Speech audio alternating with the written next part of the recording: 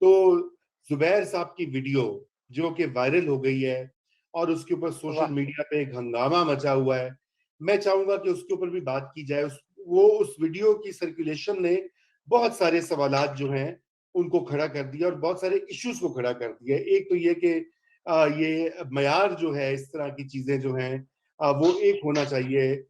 ہمارا تو کم از کم یہ خیال ہے کہ اگر یہ کسی ایک، اور یہ صرف سیاسی پارٹیاں ایک سیاسی جو ہے شخصیت کی بات نہیں ہے، بلکہ یہ ایک اصول کی بات ہی ہونی چاہیے.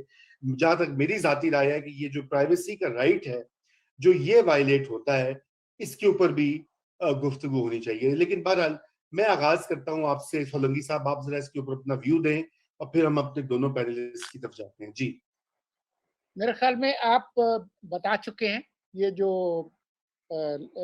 پرسنل پرائیویسی کی جو بات ہے، عام جو شہری ہیں ان کے لیے بھی جو حقوق ہیں وہ اسی طرح سے ہیں جیسا آپ نے بتائے. اس وقت زبیر عمر صاحب جو محمد زبیر جو ہیں وہ کسی عوامی عہدے پر نہیں ہیں، نہ وہ پارلیمان کے رکن ہیں، نہ ان کے پاس کوئی سرکاری عہدہ ہے. تو ان کے حوالے سے جو معیار ہے وہ نسبتاً مختلف ہوتا ہے. یہ درست ہے کہ وہ ایک پبلک فگر ہے، لیکن جو بات ہے وہ یہ ہے کہ یہ جو اصول ہے اور یہ جو اخلاقیات جو آپ نے بیان کی، اس کا اطلاق سب پر ہوتا ہے. یہ نہیں ہوگا کہ پی ٹی آئی کے جو لیڈرز ہیں ان کے لیے ہمارا معیار مختلف ہوگا، نون لیگ والوں کے لیے مختلف ہوگا، پیپلز پارٹی کے لیے مختلف ہوگا، جمہوریت پسندوں کے لیے مختلف ہوگا، جمہوریت دشمنوں کے لیے مختلف ہوگا، آئین ماننے والوں اور آئین سے بغاوت کرنے والوں کے لیے مختلف ہوگا. ایسی بات نہیں ہے، سب کے لیے اصول جو ہے وہ ایک ہی ہوگا. اب کیونکہ زبیر صاحب پبلکلی کہہ چکے ہیں کہ یہ میری نہیں ہے اور جھوٹی ہے، ڈاکٹرڈ ہے، تو اب ان کی ذمہ داری ہوگی کہ وہ ان لوگوں کے خلاف کیا کارروائی کرتے ہیں اور جو ملکی جو ادارے ہیں فرینزکس کے وہ اس کا کیا نتیجہ نکالتے ہیں اور اس کے بعد نون لیگ کیا کارروائی کرتی ہے، یہ اس کے بعد کی بات ہے. لیکن جو اہم بات ہے وہ یہ ہے کہ یہ پتہ چلنا چاہیے کہ یہ جو ویڈیو پروڈکشن کی جو دکان ہے اس کے پیچھے کون ہے، کیونکہ ماضی میں بھی کچھ چیزیں ہوئی ہیں اور مستقبل میں بھی ہوں گی. تو کیا یہ نجی افراد ہیں، کوئی سیاسی گروہ ہے، کوئی طاقتور لوگ ہیں، کیا ہے، وہ اس کا پتہ چلنا چاہیے. لیکن میں ایک جو شعر ہے اس کے اندر ایک سرجری کرتے ہوئے میں یہ صرف اتنا کہوں گا بقول احمد فراز کے کہ میں آج زد پہ اگر ہوں تو خوشگما نہ ہو، ویڈیو سب کی بنیں گی، بچت کسی کی نہیں. جی مزمل صاحب آپ کی کیا رائے ہے اس ویڈیو کے بارے میں؟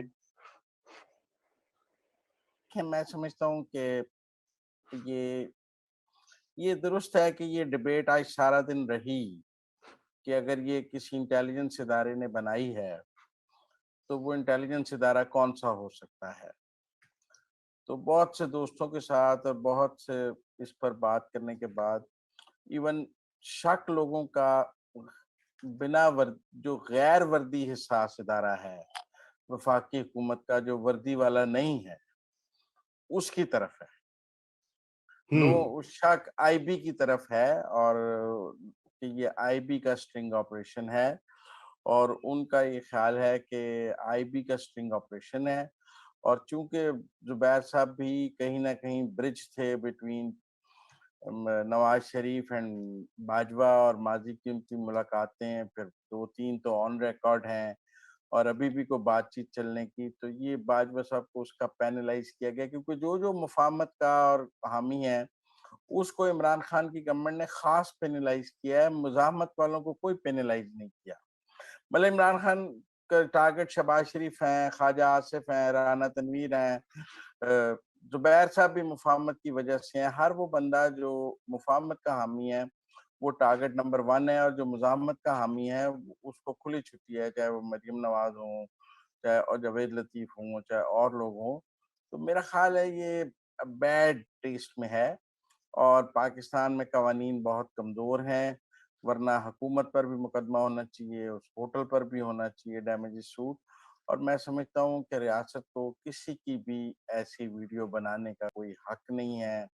लो चादर और चार दीवारी का तहफ़्फ़ुज़ होना चाहिए, लोगों को अपनी प्राइवेट लाइफ में आज़ादी होनी चाहिए और वो अपने घर के अंदर, अपने लोगों को अपने सफ़र के अंदर, अपने ताल्लुकात में महफूज होना चाहिए। और ये डिबेट कि हाई मॉरल ग्राउंड क्या है, लो मॉरल ग्राउंड क्या है, पब्लिक फिगर क्या है, ये मतलब अगर वो कहीं ऑफिस में करते या कोई कंप्लेनेंट खातून आ जाती और वो खातून कंप्लेंट करती उनके बारे में किसी लीगल फोरम पे जाकर, तो हम सब उस खातून के साथ होते। लेकिन जिस तरह नो की एक अहमियत है और सब कहते हैं कि one should respect the no, इसी तरह कंसेंट की भी एक अहमियत है, one should respect the consent also. Ji, consent बिल्कुल। नादिया, आपका क्या ख्यालात है? आपने दोनों की बात सुनी। मुझे तो बहुत ज्यादा अफसोस होता है एक चीज पर कि सियासत इस एज मतलब इस एब पे पहुंच चुकी है जहां पर इस दौरे हुकूमत में वीडियो स्कैंडल्स हैं कि इस कदर आए चले जा रहे हैं। और जो बात है कि देखिए एक सबकी एक प्राइवेट लाइफ है, वो कैसे है हम उससे अग्री करें ना करें वो अपना जवाब पे खुद है, वो उसका अपना लाइफस्टाइल है। बट यहाँ कंप्लेनेंट कोई नहीं था। had there been a woman saying कि जी मुझे हरास किया गया, मेरे साथ जबरदस्ती की गई, तो ऑफ कोर्स ये एक बहुत बड़ी चीज बनती। लेकिन जिस किस्म से ये तरीका वारदात नजर आता है, सबसे पहले तो जाहिर है कि कोई नॉर्मल शख्स रजा इतने बड़े होटल के रूम में जाके कैमरे फिक्स नहीं कर सकता। तो ये जिनका तरीका वारदात है उनके लिए भी मतलब ये बाकी लोगों के लिए भी बड़ा सवालिया निशान है कि आपकी अपनी जिंदगी जो है वो अदर देन आप कोई भी पब्लिक ऑफिस होल्ड कर रहे हो या नहीं कर रहे हो, यानी कि आपको ब्लैकमेल किया जा सकता है। तो ये किस किस्म का मतलब सिस्टम में हम रह रहे हैं कि जहां पर इनको जब चाहे ब्लैकमेल कर दो। प्रेशराइज करने के लिए ये टैक्टिक्स यूज करना बड़ी अजीब बात लगती है। अभी एग्जिस्टिंग चेयरमैन की भी वीडियो आपको याद होगा माजी करीब में जो आई थी। जी जी बिल्कुल याद क्या है हुआ सब। उससे? कुछ भी नहीं हुआ। उसके बाद सेनेट के इलेक्शन से पहले सेनेट के इलेक्शन से पहले आईबी का ही स्टिंग ऑपरेशन था ना, जो सारा वो पैसे पकड़ते हुए वो हुआ और उसके बाद उसको किस तरह से टर्न कर दिया गया। ये बिल्कुल सही बात है जो मुजम्मिल कह रहे हैं कि ये प्रेशर में लेने की बात है उन लोगों को जो मुफाहिमत के रास्ते इख्तियार कर रहे हैं। लेकिन इससे हासिल क्या होगा? चले 2-3 दिन ये बात चलेगी, सोशल मीडिया पर बात होती रहेगी, बट विल इट स्टॉप? अब ये बात आगे जाके पता चलेगी कि नून लीग क्या करती है या फोरेंसिक की तरफ ये जाते हैं या नहीं जाते। But I don't think so कि अगर वाकई कोई मुफाहिमत का रास्ते में ये वीडियो जो है वो हायल हो सकेगी, मुझे नहीं लगता। जी मेरे ख्याल से सोलंकी साहब का एक कमेंट है। मैंने मुख्तसरन वही बात करनी थी। आप दीजिए बिल्कुल। हाँ, जो नादिया ने जो बात की, बात ये है कि इस तरह की मुतनाज़ा तस्वीर और वीडियोस बहुत से लोगों की आती रही हैं माजी में भी। उनका क्या नतीजा निकला, लेकिन जो नैब चेयरमैन की जो वीडियो थी वो एक सर्विस ऑफ पाकिस्तान के एक हुकूमती इदारे के सरबराह हैं, और वो जो थी उसमें जो खातून हैं उनकी तरफ से शिकायत आई और उनके साथ जो मीटिंग है वो दफ्तर के अंदर बयान की गई। उनके दफ्तर के अंदर, ये कोई सी होटल का कमरा, कोई प्राइवेट जगह नहीं थी। और वहां पर जो काबिल एतराज जो गुफ्तगू थी, और वो भी उस खातून के साथ जिसके शोहर मुल्जिम थे, एक clear case of conflict of interest. और उस वक्त जो वजीर इत्तलात थी मोहतरमा फिरदौस आशिक अवान, उन्होंने प्रेस कॉन्फ्रेंस करके कहा कि हम इसकी तफ्तीश कराएंगे। वो एक टीवी चैनल पे चला, सोशल मीडिया पे नहीं, टीवी चैनल पे चला। और वो टीवी चैनल जिस साहब का था वो वजीर आजम के मुआविन खुसूसी थे। उसके बाद क्या हुआ? उसके बाद जो है ग्लास तोड़ा, चिरागों में रोशनी न रही, चिरागों में रोशनी न रही। देखिए उसके बाद यही हुआ और उनको एक्सटेंशन देने की के लिए ऑर्डिनेंस भी तैयार है। हाँ और जी, मुझे काफी इसी कुछ पे मैं आ तैयार रहा है। था میں اسی پہ آ رہا تھا, اگلا ہمارا آخری موضوع یہی ہے, ایکسٹینشن جو دینی ہے. ایک تو یہاں پہ دو ہی چیزیں مجھے تو پچھلے 2-3 سالوں میں دو ہی کی ورڈز ہیں نادیہ, ایک ہے ایکسٹینشن, ایک ہے ویڈیو. ادھر سے پنگ پونگ ہوتا ہے, کبھی ارشد ملک کی ویڈیو, کبھی وہ چیئرمین نیب کی ویڈیو, اب زبیر صاحب کی ویڈیو, اور دوسرے ایکسٹینشنز.